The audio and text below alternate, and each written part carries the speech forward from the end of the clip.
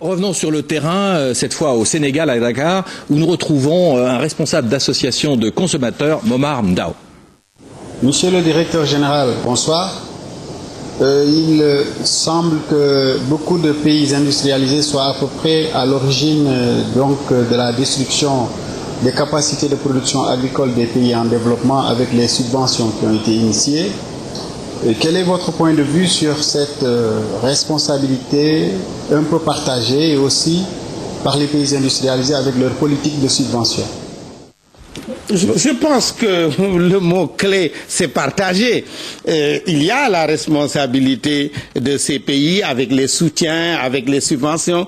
Il y a la responsabilité des politiques de la Banque mondiale et du Fonds au cours des deux dernières décades dont nous avons parlé. Mais il y a la responsabilité des pays eux-mêmes, puisqu'ils sont quand même souverains, ils ont leur budget national, c'est eux qui déterminent leur politique. Pourquoi ils n'investissent pas dans la maîtrise de l'eau?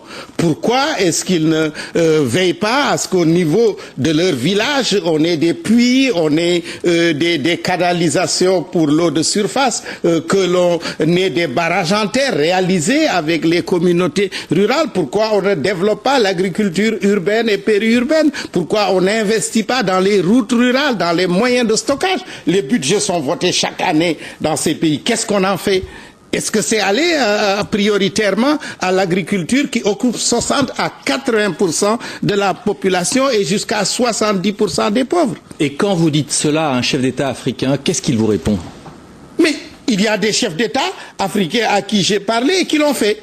Et qui ont réussi. Par exemple? Ah ben ça, je ne peux pas les citer. Vous si. N'allez pas me mettre...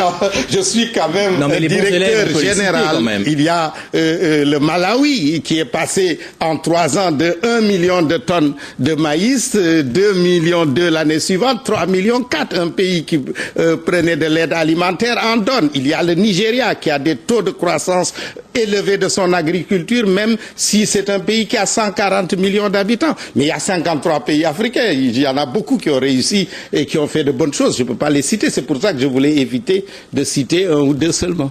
Alors, nous avons connu un début d'année quand même assez violent et inquiétant avec ces émeutes de la faim. D'ici le mois de juin, beaucoup de préparations pour le sommet de Rome. Mais votre dernier message pour conclure? Mon dernier message, il faut mettre la priorité sur la campagne agricole qui vient et la contre-saison qui va commencer en septembre-octobre pour permettre que les agriculteurs aient des semences, des engrais et des aliments du bétail. Pour préparer la prochaine récolte. Pour préparer la prochaine récolte. Jacques Diouf, merci d'être venu ici dans les studios de France 24. Je sais que vous avez un emploi du temps très chargé et je vous dis bien entendu rendez-vous au mois de juin à Rome pour ce sommet sur la sécurité alimentaire. Et à nos téléspectateurs, rendez-vous la semaine prochaine pour une nouvelle édition du Talk de Paris. À très bientôt.